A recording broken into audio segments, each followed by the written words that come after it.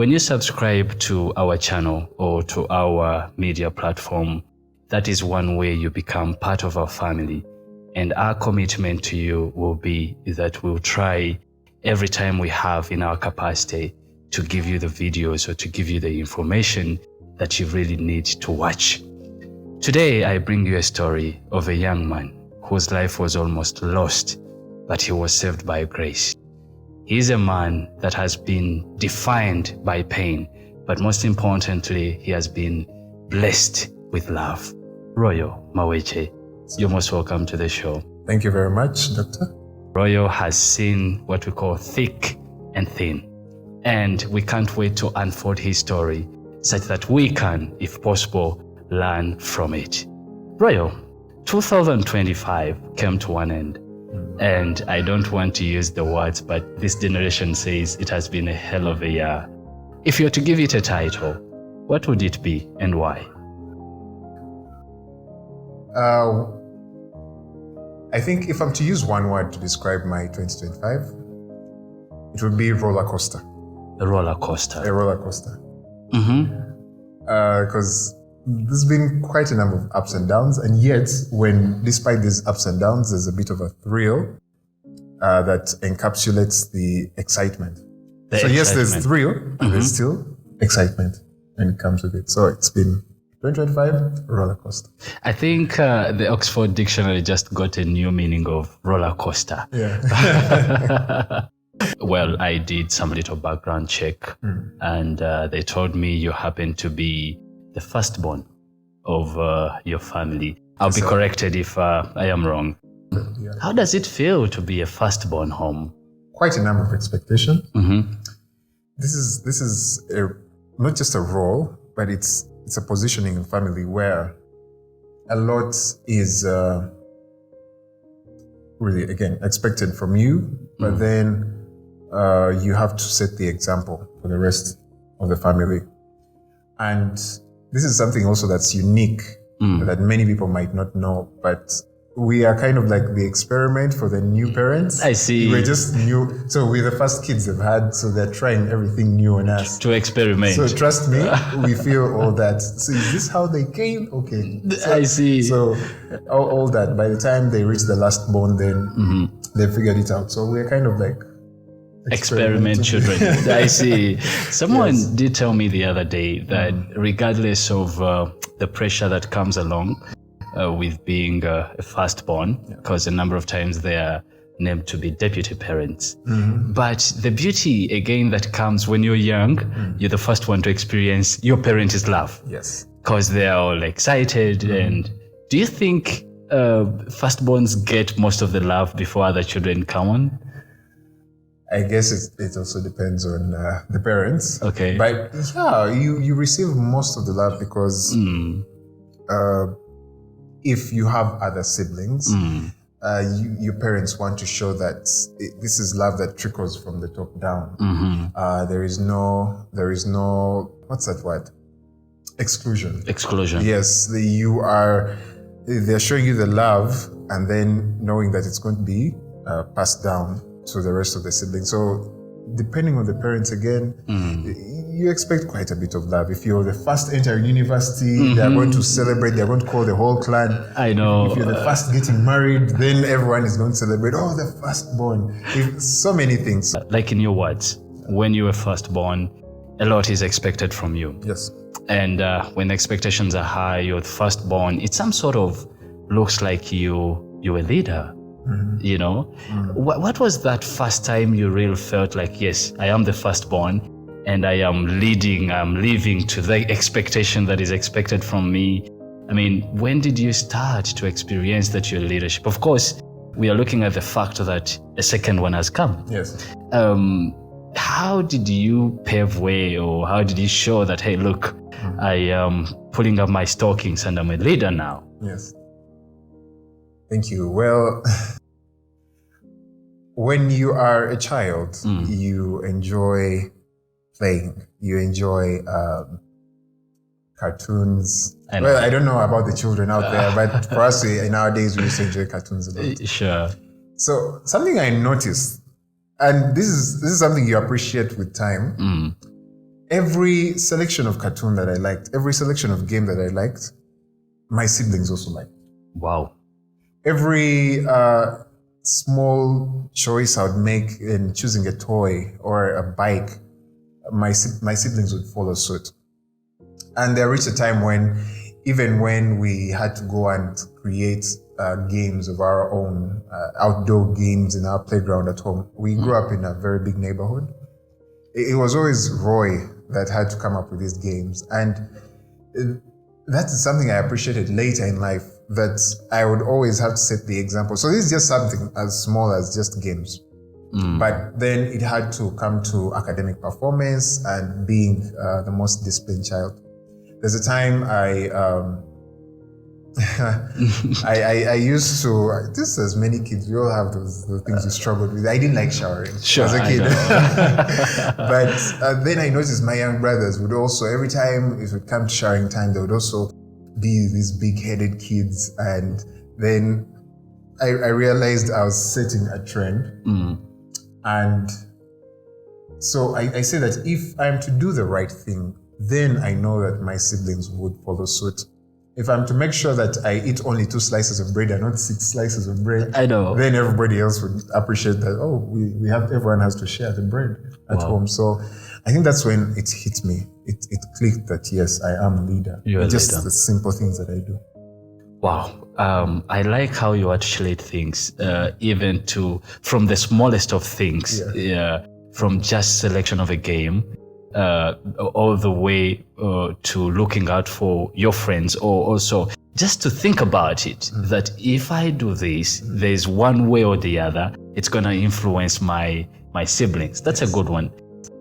You happen to be coming from a family that is Christian-based. And when you happen to look at your family, you realize that most of your father and your mother are ministers in church. Yes. I mean, we're not just talking about a member of church, but a minister. Yes. Now, before I ask you, I happen to be coming from a family whose father is a pastor, by the way, but we are the local church. We come from deep down the rural area. But I'll tell you this, a number of times when pastors have a lot of visitors, I mean, home is a second church, I want to say. And parents who are pastors or ministers don't have a tendency of saying no to people. Many people would come around, and then you're asking yourself a question, where are they going to sleep? And fathers or parents would make a quicker decision on kicking you out of the bed, and then they give it to the visitor. Yes. How was it the case with you?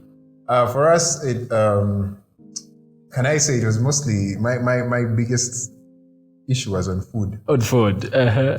By the way, Christians out there, there's something that is subtle, but it doesn't go unnoticed. People visiting during lunchtime, especially on Sundays when there is beef, chicken. In most cases, when you know you're going to have 2 pieces of chicken, you know that when we have guests coming to visit the pastor, oh my God, then the pieces of chicken are going to be taken away from you very quickly. In fact, you may even get a half or soup. Deep in our hearts as kids, we didn't understand this. I thought this is just. What is this? Why? What is this? Why are we going through this kind of suffering?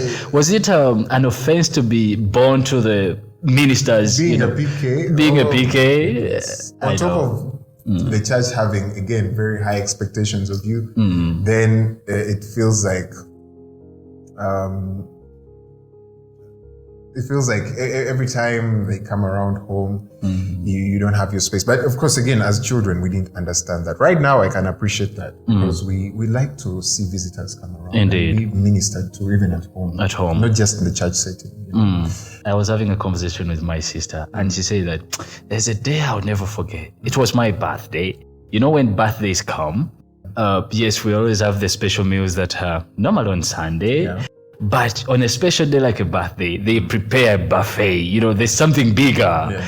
And that's the point. We had visitors after visitors. And the birthday girl ended up having 1 piece of meat and the rest was served to the...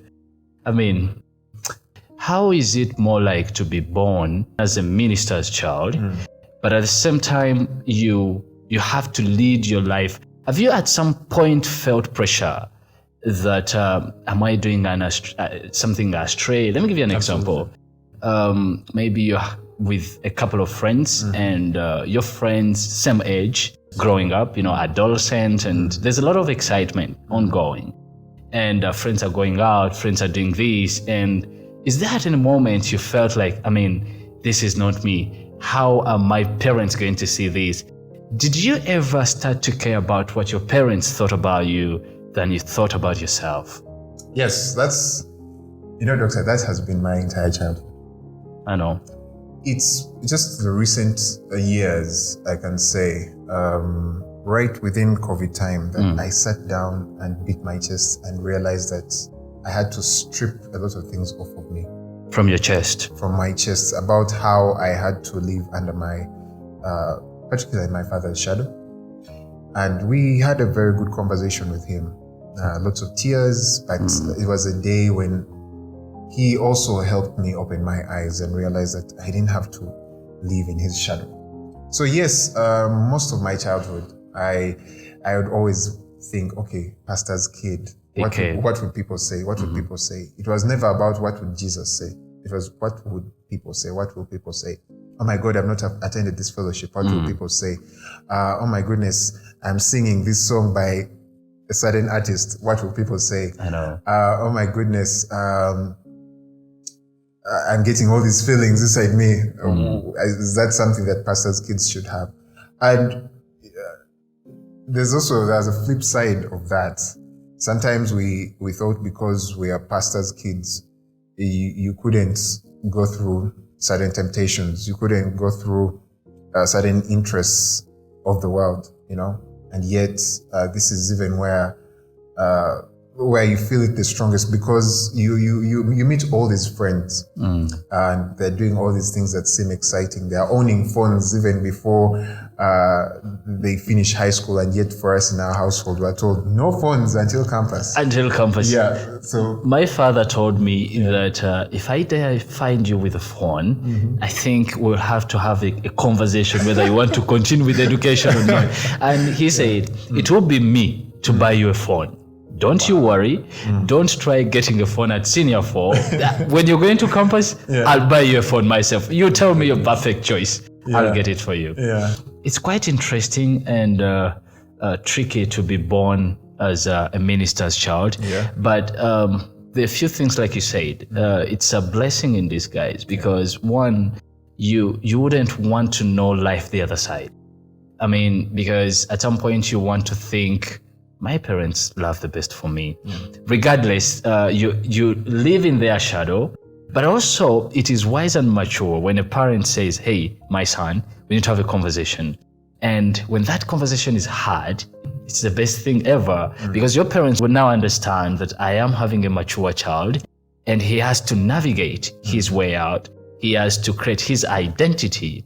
Like you said, it has always been a minister's child. What would my father say? And you forgot to add also the community, because when people are referring you, they're not referring to you as royal, as a pastor's son. I see you going through a journey, primary, secondary, and by look of things, you must have been an intelligent person. I want to run directly to campus. Yeah. You did nutrition. Yes, I did. Why nutrition?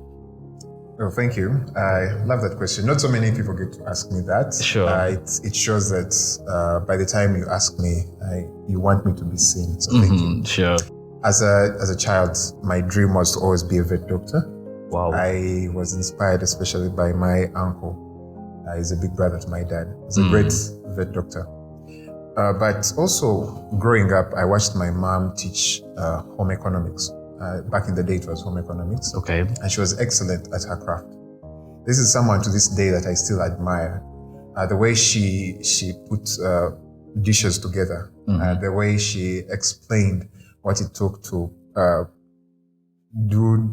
put nutritious meals together. There was something that just intrigued me, that excited me. And it became second nature, that even in school, I excelled at it as a subject. And then I realized when we had career guidance, someone explained to me about what a nutritionist does.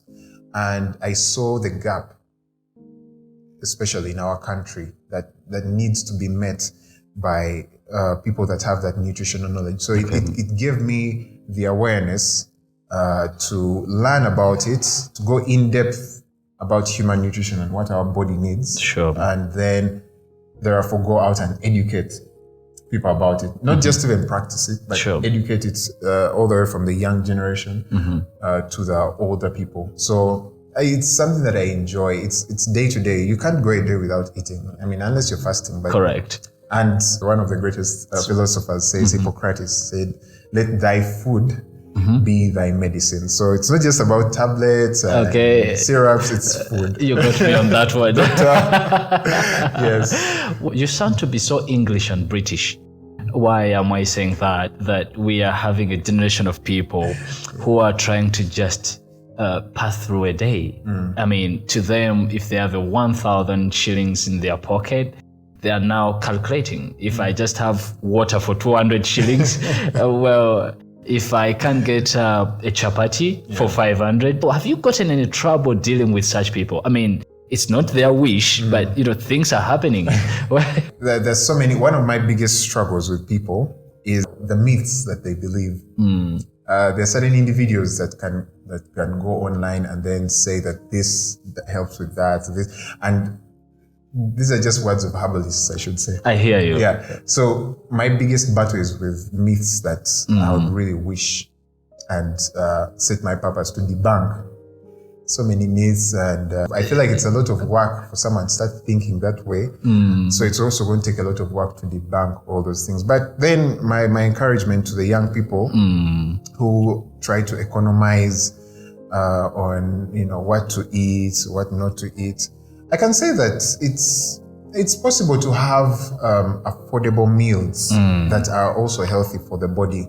We are still struggling again as young people with junk food, convenience food. But this is something that, again, I'm setting my purpose towards. So people, I'm coming out there for you. Sure. To whoever is watching and you have a question about nutrition and maybe you would want to know how you can plan your meal, you are on a journey of weight loss, or you have an uncommunicable disease, for example, diabetes, you have hypertension, and I'll be dropping his number in the comment section. You can reach out to him. He's a good plan of meals. I think he forgot. That is unpaid advert. Mr. Royal. Yes, sir. What part of you wanted to heal the world through science? The parts that always saw a human being for who they truly are. So to this date, even when I observe people, I see them as people that are made in the image of God. People that deserve love. People that deserve care. It's very difficult, even being someone that's a Christian, it's very difficult to say that I wouldn't want the best for anyone. Be it someone that might be against me or against what I believe in, I'd still want them to have the best. I want them to have the optimum health. I want them to have the best of life. That it's the virtue that I hold as a person. So because I hold that kind of mentality, I put it in science because science makes sense to me. I know. I enjoy science. I also enjoy the humanities. I enjoy reading about history, social sciences, and all these things that happen around us because I enjoy reading. I know. But science just makes sense to me. 1 + 1 = 2. This is what a cell is made of, and therefore it builds into a tissue and then organs, and this is how we help all this. Interesting. So it is something that makes sense to me, and it is the foundation is just having that virtue of seeing people made in the image of God. And therefore, when I add science to it, that makes sense to me. I use that to help those people. Okay. So I want to heal the world. You want to heal the world through that. Recently, I was reading a few articles, and there's a religion called Scientology. People who believe in science, and it is what they believe in. It's what they praise. It's what they worship.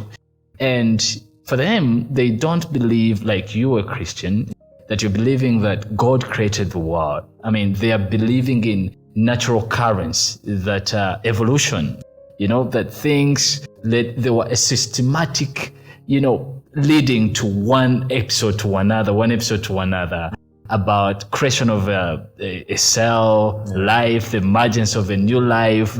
And for them, they still want to say that there's a supernatural being out there that is looking out for us. I mean, who created the world and the universe? What is your take on that? This is a big debate that we are I know. getting into. We are shaking. Many people out there, we are shaking the tables. Tables with expensive drinks. But I'm going to answer this in a way that might not seem to answer your question, but just gives insight on what's happening. Every human being wants to believe something.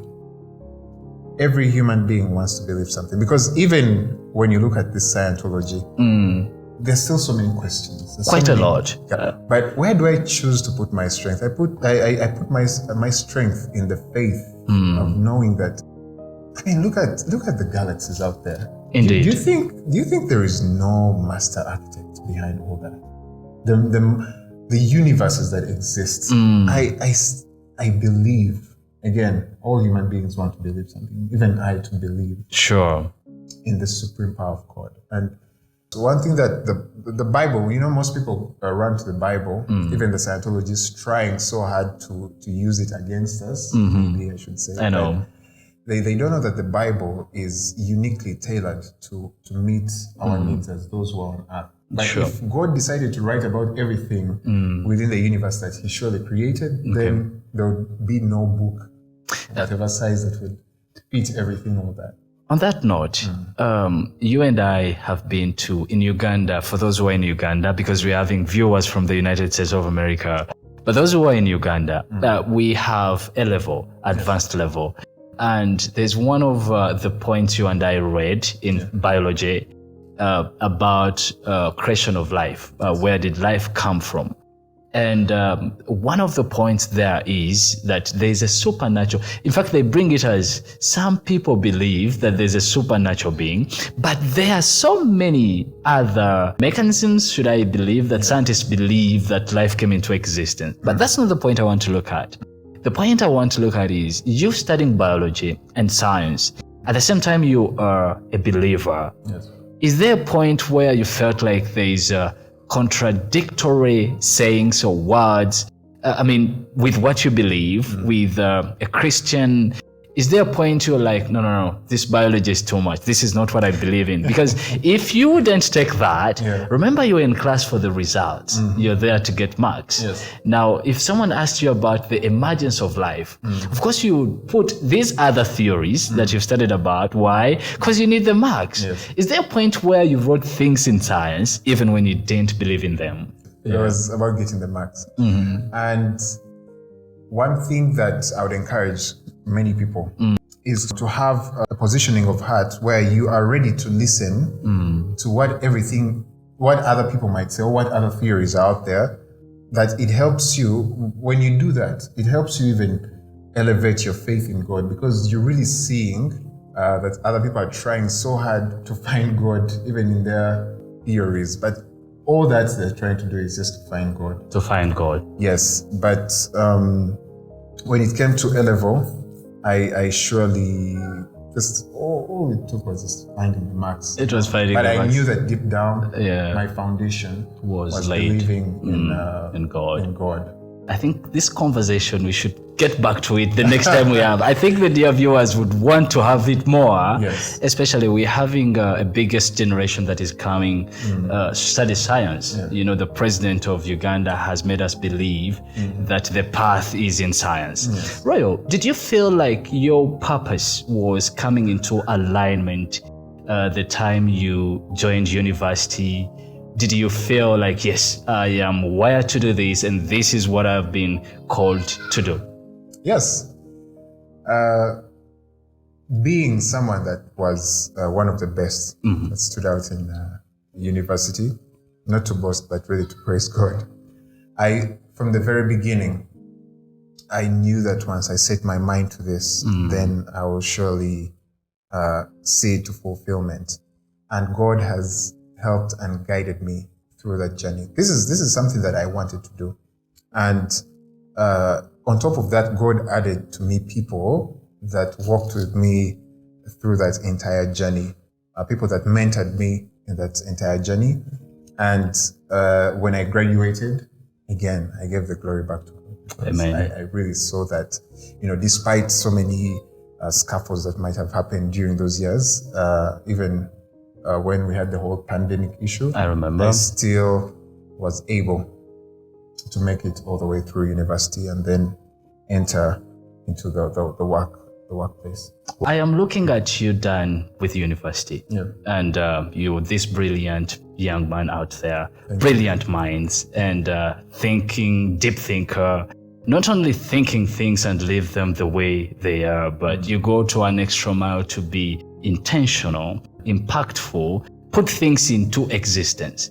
I see your first year in Global Hands of Hope. Yeah. Here you are, fresh, young man, scientist, speaking the biology and... Yeah. What was your first year like with Global Hands of Hope, a non-profit organization that is based on hope? Yes. How was your transition from a student life to now working with a big organization? Yeah. How was it like? Challenging for the most part, but it then got exciting with time, because this is a young man who is looking out for the best institution. I'm looking out for the best organization, not just an NGO, but something like the likes of the United Nations, I hear you. UNICEF, for WHO, because trust me, I really hit the road running. When I just left campus, I was moving around all these headquarters. I would physically go there. I mean, most cases they encourage us to send emails. I know. But I would physically go to those places and, try to find even internships. But then the Lord led me to this nonprofit. And at first, because we're in a very remote rural area, I know. I was thinking, well, is this the place for me? Is this the right seat? As they always ask us here. I remember having a conversation with you, basing on that. It's like, is this the perfect fit for us? Is this the perfect fit? Did we make a right decision? And you're just. I do remember, because the first time I saw you, you remind me of first impression. Yes. That's what I tell the young people out there, that if you're going to meet new people, show up, smell well, dress well. I mean, people will remember you. Yes, I remember seeing you on a black necktie that day, and I was wondering, everyone was donning a t-shirt. Who is this young man dressed to kill? I mean, we're all here for a simple meeting, and then we go away. But to me, you're communicating something big. And like, yes, I am here in the rural area, but I'm not changing who I am. I'm not settling for less. And these are my values. These are my principles that I really believe in. But still on that point, working in a rural area, and you've joined a non-profit organization. And this is an organization that is based on hope. And not that you're going to find the big clientele. We are young men trying to reach out for the bag. Yes. You're thinking that you're going to have big clientele that are going to tip you, are going to give you this quite a lot of attention, a lot of money.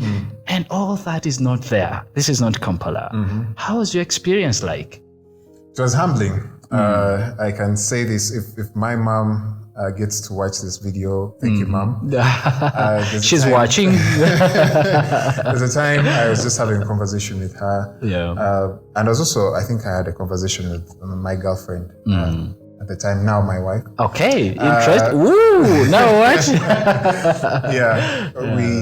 I was asking my mom, what was it like when you moved from Kampala to Mukono? Because at the time Mukono was also a remote area. And then she said, it takes a lot of patience. So it's the same belief that I also put in myself. I said, moving to Kayunga, I think I just have to be really, really patient. This is a place where you struggle with at the time, you struggled with network. For those that are used to using Leica, you can't use Leica this side. I know. And communication is very hard. I had to climb different anthills to communicate with my girlfriend. Because I needed, imagine, you need emotional support and the place is just... Is looking the way it wants to look. Crazy. It was crazy. But I was just strong. I was very patient. I've just learned that, because in my teen years, we moved from Kampala to Mukono. And we had to adjust. We had to go to the well. We were not used to the indoor tap water. We had to go to the well. We had to use this solar, sometimes hurricane lamps, if you even know what they are. Oh my, yes, I do. The equivalent of Tado. Yeah. But then it's the same humbling experience that I had here. And for sure, I've seen what the patients has done for me and for all of us. You can see how quickly this place is developing. Yeah. It's not what it was just 2 years ago. Now imagine what it will look like 5 years, 10 years from now. Well, I have seen many people come and go. Yeah. The other time, one speaker said that it's so funny that people keep going where others are running. And you and I have stayed here for a long period of time where we've seen people come and we've seen them go in the shortest period of time. What keeps you pushing? What keeps you saying that, hey, look, this is the place. Yeah. This is where I am going to do. Remember, you told me all your life you've been a leader. Yes. I'm looking at you from a small boy who is a firstborn, choosing a cartoon to watch for your siblings. Yeah. And here I am. I'm seeing you standing in there for your sibling who wants to fight him, and you're there. Say you dare touch him. I mean, that's leadership. And here you are coming to a place where everyone is running away from. What is that in you that was telling you that, hey, look, this is the place and we're going to make this a big place to be? Quite a number of reasons, but the biggest is knowing the support that I have. If it weren't for my wife encouraging me and knowing that we're going to grow in this place, then I don't know what else it would have been. And God has really placed all these wonderful people around me, my family, and also knowing for a fact that consistency is key. Indeed. That's another virtue that I encourage the young people out there to have. It's consistency. It may not be, we underestimate what we can do in 5 years, and then we overestimate what we can do in only 1 year. So most people think that they can do a lot in just 1 year. Yes, they can, but in that span of just 1 year, in any field, in any organization, you realize you can only see an outcome. But in 5 years, that's when you can really see true impact. So that's what keeps me going. The need to be consistent with everything that I do. I want to see 5 years, what will it look like? What will be the impact? Then 10 years, and then see where the Lord takes me. I'm fascinated by your brilliant minds. And one thing, I've worked with a few organizations and I've worked with people who happen to manage their lives. Yeah. And recently I have a friend, I think he's a friend of yours as well. And he told me that, look, I am not this person who goes into a new year without assessing. So he brings in the perspective of SWOT analysis. Yes. What were my strengths, weakness? Well, we used to think this works at work. Yes. This works at work. I mean, you're assessing the progress of an organization, a company you're working for. Do you assess yourself? Do you sit down and make smart objectives? I mean, how do you navigate through that? I mean, to even think about it, because some of us are just living. I mean, a day that passes is the day that you count. And here you're in a rural area, and when you're studying, when you're young, you had this bigger picture of how your life would literally be. Is there at any moment you feel like things are crashing? You're setting goals this year, and then, I mean, do you still stay objective? Yes, absolutely. There's a scripture, I don't know where it comes from, must be David who said this. He was talking about, asking the Lord, could be someone, but I think David was talking about asking the Lord to search his heart. And I think everybody needs to have that prayer. When you're searching your heart, you're trying to figure out, okay, what are my strengths? What are my weaknesses at heart? What opportunities, what threats do I have? And I do have smart objectives all the time. And it's what keeps me going. It gives me clarity. Because even when you look at the aspect of having a relationship, I cannot just say that I have arrived. That's it. There's still work that has to be done. You have to run the race. You have to run the race. Each and every day I have to pursue my wife. I'm not going to say, okay, now that we are married, I need to just sit back. No, I'm going to pursue her for the rest of my life. Well, and it's the same thing I apply even in the workplace. even when I'm given a certain task and then I accomplish it successfully, I'm not saying I have arrived, I am the boss, I am saying, okay, what next needs to be done? Therefore, what smart objectives do I need to set moving forward? Wow. And I've seen most of them come to pass. Others, you give time. Interesting. Yeah. I think I need to be around you more often to learn more on how I should carry myself. That's so brilliant. Royal, I'm seeing you navigating through leadership, like we mentioned earlier, and first year, second year, you become a principal. I mean, that's not just position, that's responsibility on your head. What is that one moment, or did you even ever feel fear for becoming a principal? Yes. What was that fear? When I was told that I would step into that acting role of being a principal or the administrator of the high school section, a lot came to mind, but the biggest was, and I remember writing somewhere in my journal, I said, am I really ready for this? Am I ready to lead all these people? Because it's not just the learners that you're leading. Yeah. You're also leading the staff members which is a team that together you're trying to accomplish certain goals. I must say that I'm one of the youngest in our team. I know. And so it comes with quite a number of complexities. When you are young and you're leading older people. That was taking me to my question as well. How does it feel like? Yeah. How do you, in fact, it is two-way. One, how do you lead when you're still learning yourself?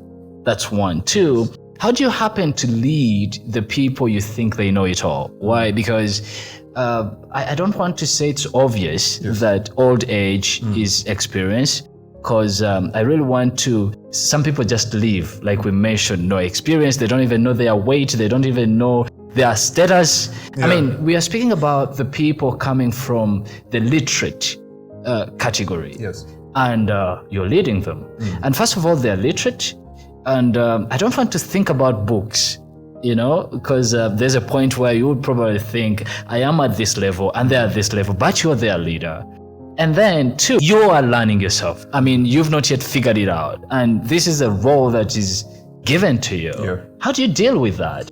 Just recently, we had a conversation about servant leadership. Yeah. And I can say that that's what's been helping me to this day. And I continue to apply that in knowing that my leadership, I'm not trying to prove a point. I'm not trying to say, okay, yes, despite being young, I have to prove a point. I have to show that I know it all. No, the truth is these people have seen more suns than I have. Sure. Yes, sunrises and sunsets is what I know, mean. Sure. Yeah, but it comes down to just being a servant leader.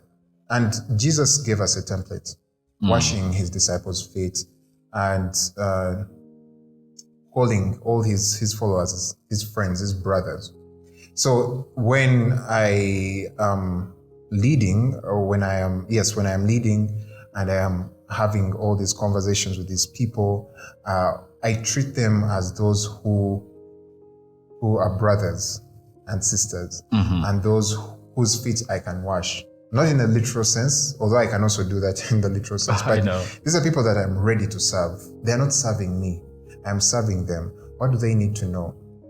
What God-given gifts can I apply within me? Because I know I'm not just coming as an empty cup, but this is a cup that goes before the Lord, a vessel in which the Lord pours into, and then I can be able to help others. So the servant leadership mostly. I also saw this in when you look at. I enjoy reading a lot about leadership in the Bible. You told me? Yes, you see Joseph, you see Daniel, who also started at a very young age. Yeah. You see King Josiah, one of the greatest kings that also started at a very young age of just 8 years old. Sure. And these are the examples I pick out from. But most of all, Jesus Christ, who gives us a wonderful template. And from which I'm willing to die to self. Say that again. I'm willing to die to self. And that's what helps me every morning to ask myself, to assess myself and say, am I dying to self when I serve these people? Wow. Yes. So it's not just about position again. Do you think at some point your parents had a role to play in you becoming a man you are, a good leader, a man who is dying to self, a man who is not proud, a man who would prioritize to serve the people. Okay, I mean, do you think your parents had a role? Is there a possibility you can say to us, maybe their words you remember of hate, maybe when you feel them echoing in your ears? Is there any? Yes, I have conversations all the time with my parents. Even this morning I did have conversations with them, and to this day they still impact me. And I am humble because they were humble. Wow. I've seen them. I've seen these are people that have great positions, and they could have used these positions to do a number of things, but they exhibited the kind of humility that I admire very much. My mom is the director of the women's leadership at Pastors Discipleship Network. Wow, that's good. And dad is he started an organization called Safest Leadership Foundation. Okay. And these are people that continue to serve others. Mom serves the women pastors and also the pastors' wives, and dad serving the men and helping all these people. So reaching out to them, they're not people that believe in, they have to come to me. I am the one. No, they look out for these people and help them. So to this date, they still have an impact, the kind of work that I do. Do you think leadership is built on pressure, or it is built on potential? A little bit of both, I should say, 50-50. So sometimes I see the pressure and it makes you sharpen your mind. But also potential. Potential is very important, because that's when you have the opportunity to exhibit that which you have. But pressure, the pressures of the world, which are always existent, they sharpen you, they mold you. I always look at also just like I've given the example of the diamond, there's also the example of welding, when they're making swords, double-edged swords, very sharp swords. You see, they put them through flames and then they hit them. And then, it's a lot of pain, proverbial pain that they go through, but eventually they are sharpened to do their best. So that means for someone to be furnished or to be glittering like diamond or gold, there must be a tunnel you really have to go through. Yeah. It actually tells me that for the worldly things, nothing is gotten on a silver plate. Yeah, you have to go through hard work. You have to go through that kind of sacrifice. Yeah. I mean, that natures you. You happen to be leading a generation of people who seem to be egomatic. Yeah. Even they would say it's a wrong thing for you to come today on our podcast, and we don't mention about that. Yeah. How do you command respect amidst people who think they know you? Simply put, leading by example. If I show that this can be done, if I show that this is how I can respond to a certain situation, then of course the expectation is that they follow suit. So leading by example has really played a big part in dealing with people that might seem difficult, because you have to exercise a lot of patience, and then you show these people that this is the right way to go. This is what is expected of you. So just like Paul asks us to imitate Christ, we also imitate him, and therefore expect others to imitate. If people cannot fit in that, then that's not the place for them. In 2024 to 2025, a miracle happened. I mean, I don't want to call it a miracle. I see you 3,000 feet up the sky.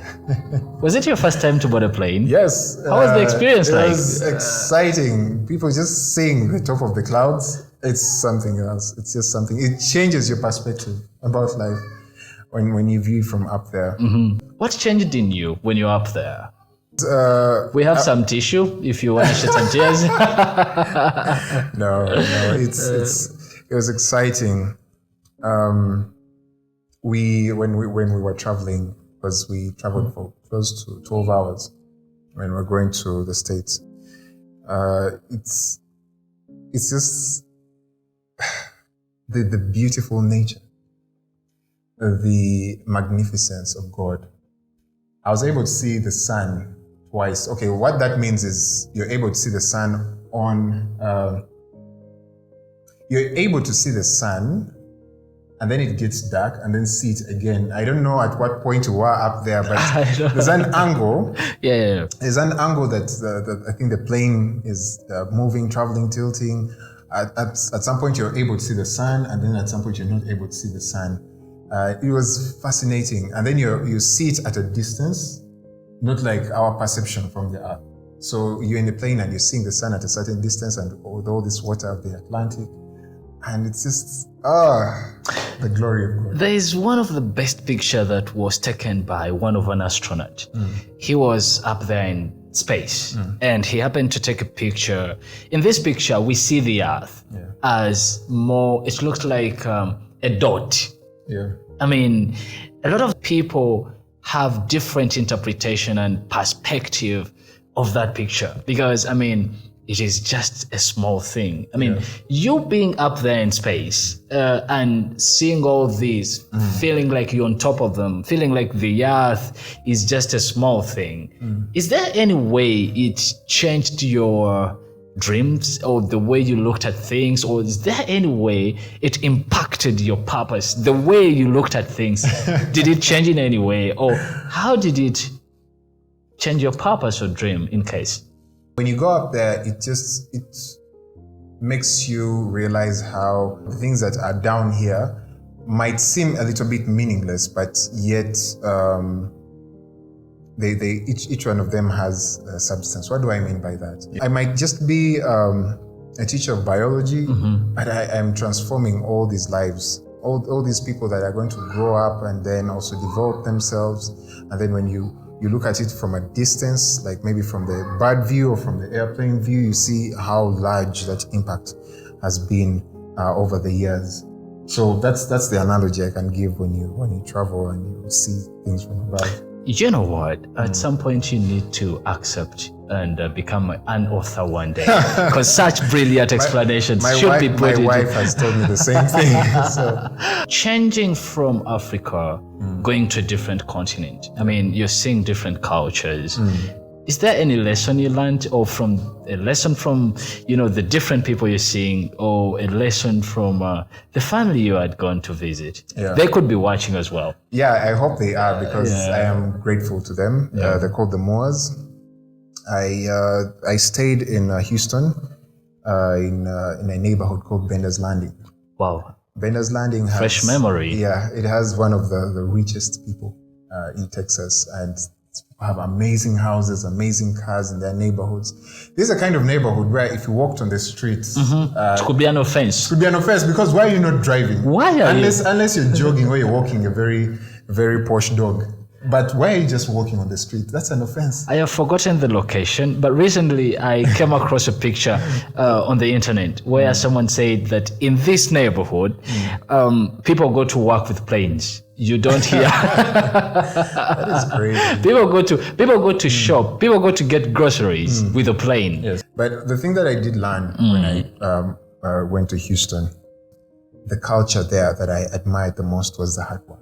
The hard work. The couple that hosted me, these were hard workers, because I traveled in the summer, and in most cases the summer you expect people to be resting, but they gave their dedication to work, and they really worked very, very, very hard. And it's something it's an ingredient that I picked, that I said I need to put into my very own life.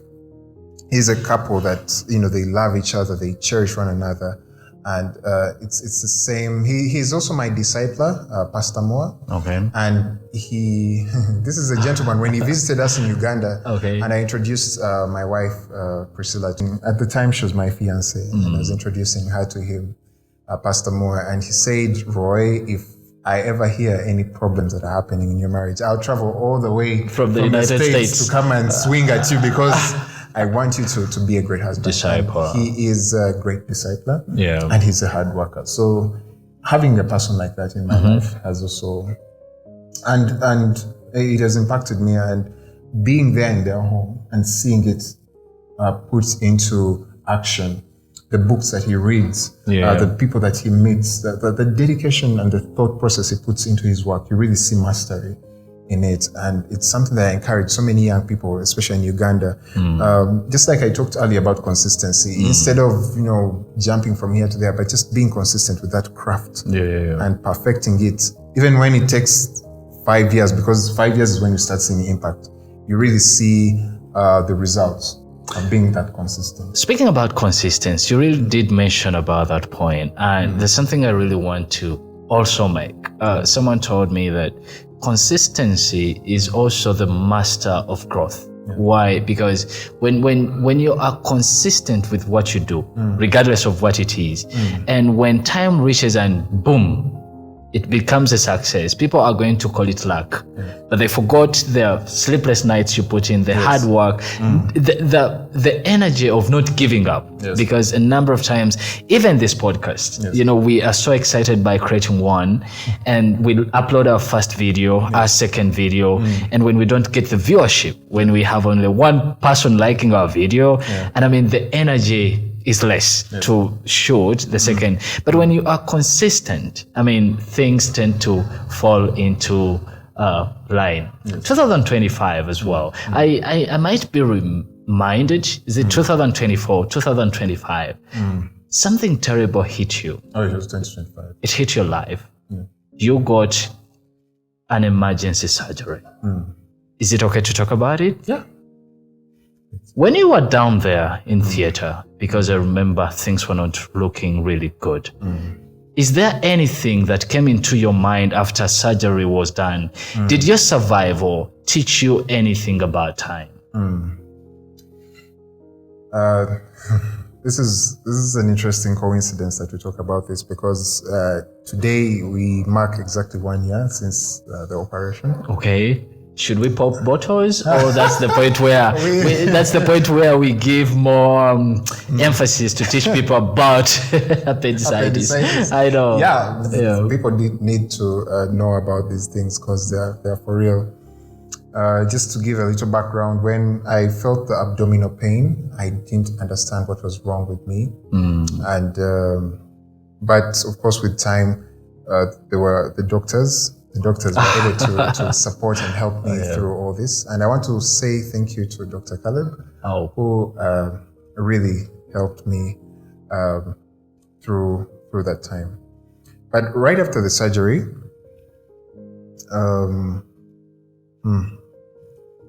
there's a lot that was on my mind. I know. Because I was laying on my back. I'd never lain on my back for that long, just staring at the ceiling. To this very day, every time I think back on that time, I just, tears just they well up in my eyes. But thank you. When I was operated, I was shocked that I was cut. When you have a big incision on your body, it's hard for you to accept that you've been cut open, that someone has stared inside your abdomen, but your guts have been pulled out and pulled to the side, because one of the surgeons thought it necessary to explain to me what was going on. But just visualizing all that, again, it humbled me further. But the biggest thing that stood out for me is the amount of love that I received in that season. People left their workplaces, people left school, people just to come and see me. People risked traveling at night. This is my girlfriend at the time, now my wife. She traveled at night to just come and see me at the hospital, Sure. And just seeing that amount of love that came through. My mom had to leave her workplace and be there by my side. My dad, my dad is a prayerful man. I had never seen him pray so hard. I must say that he's someone that doesn't like seeing blood. Now imagine him having to see my stitches and everything. He kept walking in and out. And the workmates, my supervisor, my boss, Uncle Ronnie, he came all the way. He's a busy man, and he came and took his time with his children to come and see me. And one person that I also want to appreciate very much, on top of everybody else who deserves all the utmost gratitude, was my young brother, Aquila. And since that day, I baptized him as my big brother, because he is someone that carried me because I could barely walk. I had to stoop all the time. He washed me, he fed me, he stayed up all night. This is a young man. He's just 17, turning 18. He's a young man that he had to stay up at night to make sure that I didn't, choke on my sputum. I know. Because I had an NG tube down my throat, which is very painful. So it's the amount of love that I received, and I feel indebted to return that kind of love to even any person that I meet, because this is what it's all about. We are called to love one another, even in these times. So that's the experience that I felt during that time. Yeah. I can only imagine. And the other time I was having a conversation with young people, and I told them that we have quite a lot of things that remind us the battles that we've gone through. And it's not just a reminder that we've gone through them, but a reminder that we've won, we've conquered. Every time you look at a scar, it's a reminder that, hey, look, I survived this. This would have taken my life, but look, here I am. Under the lights of theater, I want to believe something purposeful was being born in you as well. That takes us to my question, that during that time of pain, I don't want to use the word agony, but during that time of pain, did it in any way change your prayer? Because we've had it a number of times where people are struggling and their prayer is no longer thanksgiving, it's cursing. Why me? Why is it that I am going through this? Why? And is there any way that your prayer changed? Yes. My prayer, at some point I just said, I did think, why me? But a friend of mine visited me at the hospital, and when I asked him, then he asked me a strange question, which shocked me as well. When I told him that, I'm always thinking, why me? Then he asked me, why not you? Why not you? When Jesus accepted to die for our sins and sin was put onto him, it was something that I didn't understand at the time. But when I realized I just got something as simple as a surgery, it made me realize that if Christ could accept to carry this burden for us in order to show the world how much he loves us, then who am I not to testify of what God has done in my life, how he can save me, how he can remind me of what love and community looks like. I don't know, I might have still been individualistic if I hadn't gone through that. So many things changed in my mind. So my prayer changed and said, Lord, I surrender my life to you, that you may use me in any way to display your glory. Because many people I must attest that even that experience, they've not gone through the experience, but they've just watched me and they've seen the faith and their lives have been transformed. And it gives me joy that God can be glorified like this. Mr. Royal, you speak about it as, you see, I work with a healthy department, and I see people every day, people in pain, people who have been abandoned even when they're in pain. And I've seen people diagnosed with chronic conditions, and I've seen how they react. A number of times I tend to pose a question, as small as checking for their serostatus, HIV. what if we found out that you are HIV positive today? What would you think about? I mean, did you, what kept you going, and also to get the energy to still say the prayer? Because that's the point where you feel like, I'm going mute. Yeah. I mean, yes, why I've accepted, acceptance is there. This has happened to me. And then what?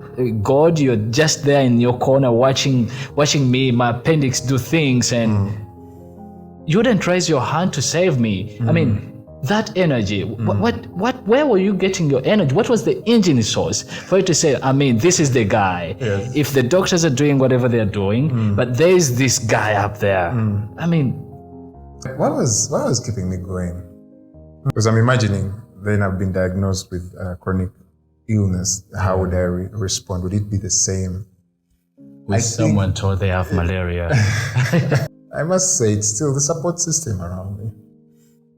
Having people that are not going to judge you. Everyone here has a role to play. Each one of you who's watching, you have a role to play in how someone keeps going. It's not by their own strength. God has placed all of us here for a purpose. Because if God had chosen to do everything himself, then we wouldn't need to be on this earth. Seriously, we wouldn't need to be on it. He can do anything that he wants. He can do everything. He's omniscient. He's omnipotent. But then he allows us collaborate with him in showing his glory. So what kept me going? It was the people around me. The people. That even when right now I am diagnosed with a chronic illness, and I shared it with my wife, I shared it with my parents, I shared it with my doctors, they wouldn't say, oh, no. These are people. I am finished. These are people that will stand by me. Stand by you. In prayer. When you survived, you were lying there in the hospital bed. Yes. And what did all that teach you about life's fragility? I mean, yes, life is fragile. What did you learn from all that? Do you still see life the same way you saw life before the surgery? No, absolutely not.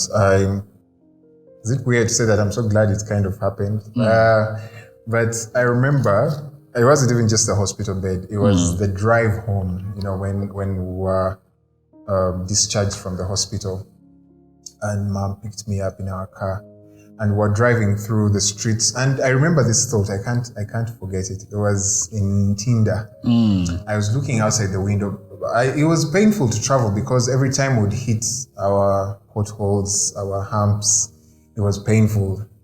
You've just been operated and it can be painful. But I was laying back and looking outside, and I saw this young man. He was wearing headphones. It was near one of those petrol stations. I think he was entering those restaurants, and he was wearing these headphones, and he was listening to music, and he was a cool guy. And in my head, I was thinking, okay, this kid thinks, okay, this is what life is about. It's fashion and looking all cool. If you're the one out there, I'm sorry, but you won't be my example. But I realized that all that doesn't matter anymore. Life can just end in a snap. A snap of a finger. A snap of a finger. And what am I doing with that precious life that I'm holding right now? What am I focusing my mind on? Am I focusing on being the coolest guy, having having the best looks? Those things are good because it's good to look presentable, but is it something that I am focusing on so much in my mind, or am I focusing on fulfilling my purpose on this earth while I still am alive? And knowing that I can easily die makes me even live more, if that makes sense. Sure, it does. Every morning you wake up and you're grateful to God, saying, God, I thank you for another morning that I am able to breathe, to be alive. So it just gives you that appreciation. I'm alive, I am alive. So yes. Towards the end of 2025, you are no longer walking alone. And Liverpool players. Someone told me that a man finds love, but a leader finds partnership. How did you know that she was the one? Oh, I've known my wife for close to 9 years now. Wow. To 9 years, yes. That should be intentional. Yes. How old were you by that time? I was 18. Yeah, I was 18. But of course, we just joined campus because we studied together. She's a nutritionist as well. Excellent nutritionist. Wow. Yes. She's in the house and he couldn't move alone. Yes. So you know how Royal, one of these days, he says, his introduction changed. My name is Royal, a husband too. Royal Mawejje. I know. When we met, we became brothers and sisters in the Lord. Yes, and she's someone that always challenged me in everything that she did. Being a fellow nutritionist as well, her wisdom and everything that she exhibited was just amazing. So I met this girl, Priscilla, and I saw that she is someone that believes in love, and not just any kind of love, the love that dies to self. The one that we believe in as Christians. The kind of love where it's not about how do I benefit from this? Yeah. What do I bring to the table? What do you bring to the table? No, that's not the conversation we have. It's how am I going to be an amazing husband? How is she going to be an amazing wife? And that's when I asked her to be my girlfriend. I asked her to join me in this walk of life. Or I should say, we had these different paths, but then I knew that once we put our paths together, then that would be my dream come true. And just walking and running this journey to this date is something that's fulfilling. I like how you speak about her, and I just realized that there's this natural smile that just beams up on your edges every time you speak about her. Do you believe in love at first sight? Yes, I do. Was it love at first sight? Of course it was. You knew. This is someone that is so beautiful. She's so beautiful that... She's watching? She melts people's hearts, not just mine. When my friends met her, when my family saw her, they're like, Roy, how did you get so lucky? How did you get so lucky? I asked them, people, what do you mean? You mean I can't have a beautiful girl like this? But she is so beautiful. The way she speaks, the way she carries herself. So of course it was love at first sight. Sister Roy, don't turn this show into a love show. If I'm to talk about her, then we'll spend the whole day. Yeah. How does your love or your partner protect your heart? How does she nurture a leader's heart? Most importantly, when she shows me, she's kind of like, can I use an analogy of a mirror? When she looks at me and then she's able to see, but by the way, when I tell you this, it's just amazing. She's able to know that I'm not okay. Even when I seem to be okay, but she knows that I'm not okay. And then we have these conversations and she's looking into my eyes and she's able to pick out those parts of me that need fixing. And just based on the conversations we have, she's able to fix them back, just knit them back together. It's not even just protecting, it's more of building. Every day she's just building brick by brick. It sounds like she was the missing piece to your puzzle. Of course she was the missing piece. Oh my God. You've known her for 9 years. And during that journey, in one way or the other, she has been impactful to you. And she has played a great role to nurture your purpose. I mean, to keep you going. But the question is, how do you manage to lead at your workplace and then lead home? And lead at home. My first ministry is home. That is my very first ministry. If things are not going well at home, then how can they go well at work? So how I lead at home, I lead by, we were taught in our counseling session, the triangle of our relationship, of how Christ is at the center, and then we have the man and the woman.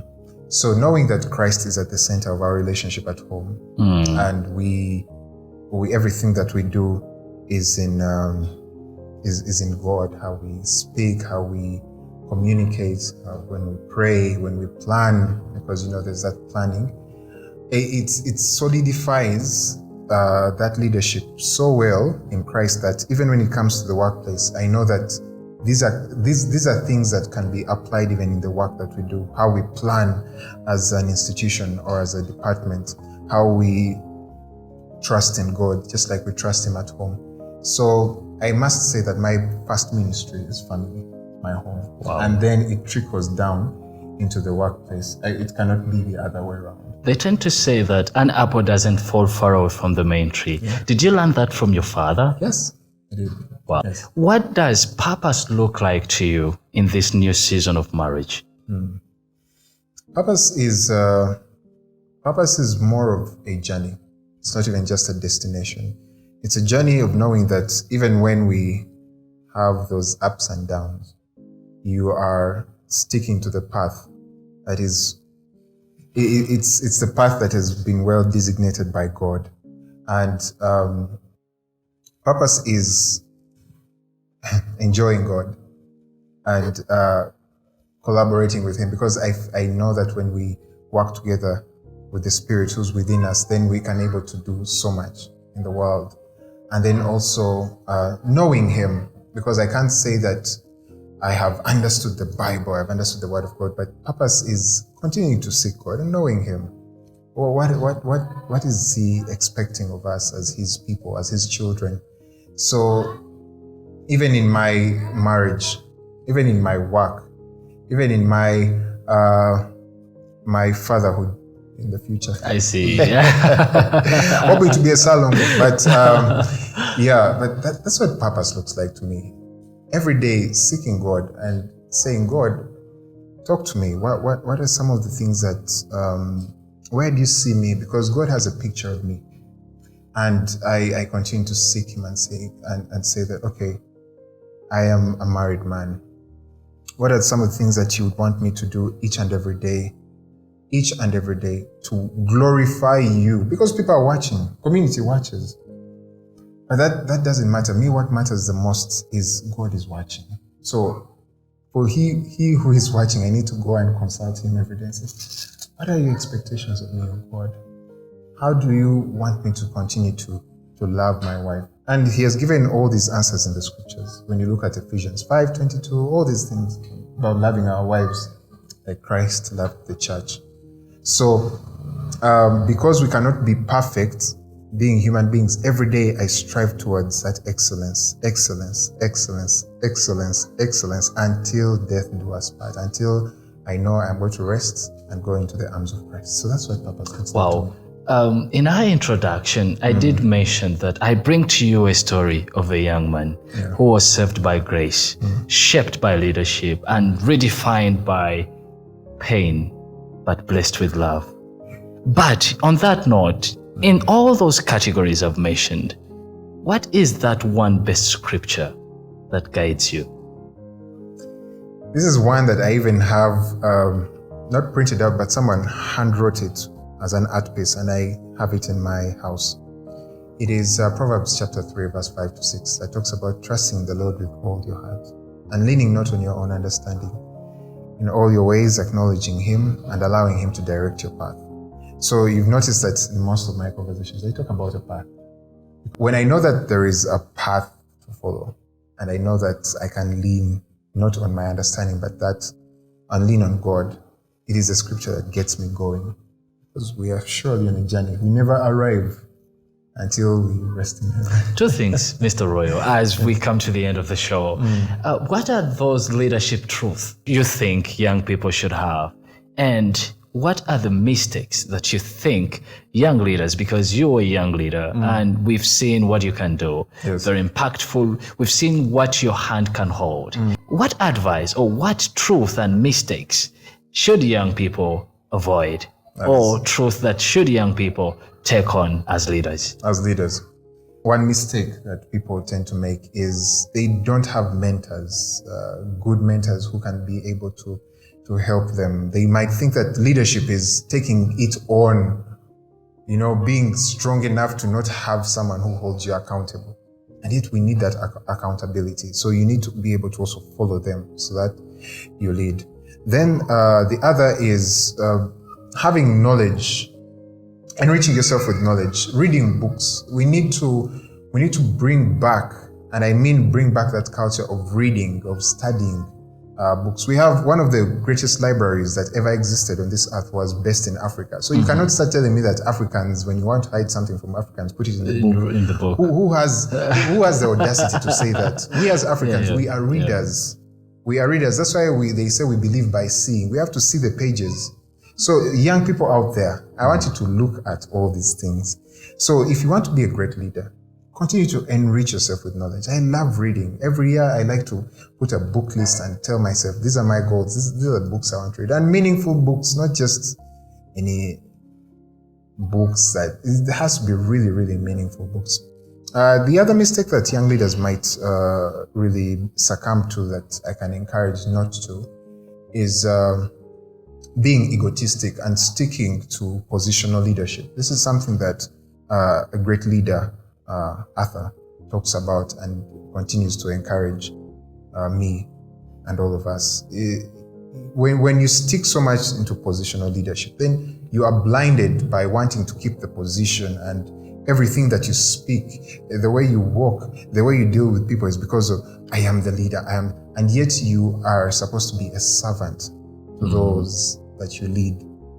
So let's not allow to get caught up in that thinking. It's something that many leaders face, even in our country, even in our government. So interesting. I think about an hour or two we've had this conversation, but this is the very last one. How do you stay humble even when your story is extraordinary? How do I stay humble? I am humble because even the man who seemed to, who owns it all, the one who has it all, the one who created it all, was able to come down on earth, be born in a manger, grow as a carpenter's son, deal with fishermen, walk with all these people, and die for our sins. I mean, he had it all. He has it all. So when I look at that example, say, who am I to just boast? That's how I'm able to stay humble. Well, it's a culture for this show that every time we are leaving, every time our guest is leaving, we tend to ask you to leave a question behind, a question that you would love to ask another person that would like to host on this podcast. Yes. Question? We tend to write it down. Okay. We write down that question, and when we happen to host another visitor, so that visitor has to answer that question. Does it have to be a science question? Well, it can be in biology. I have to have questions. Well, you tell me. Yeah. But that person has to answer that question, and when that person leaves, they also leave a question for the next guest. Okay. This question goes to the next person that will be hosted here. What does heaven look like in your mind? We always talk about heaven. We always talk about the afterlife, and many people might have different answers to that. But I want to know, the person that's going to be hosted, what does heaven look like? When you know that you're going to heaven, what comes to your mind? Our dear viewers, it's been so nice to host you, Mr. Royal. And I want to tell you that every second, every minute that you've spent on this show, I want to assure you that it has been impactful. Every lesson that you've talked about, I think it has gone directly home. Like to our viewers, we said that your support to us can be when you subscribe to our channel, and our commitment to you will be that we'll try in our capacity to make sure that we bring these shows to you, we bring these people to you, such that you and our team can build this generation together. Well, to everyone there listening or watching, you could be in your sitting room, you could be in your car. I'm saying the history, the story you have could be an alignment that is set to bring your purpose to pass. So send this video or episode to anyone out there who is in need of hope. Again, next time we meet. Thank you, and I wish you a blessed week.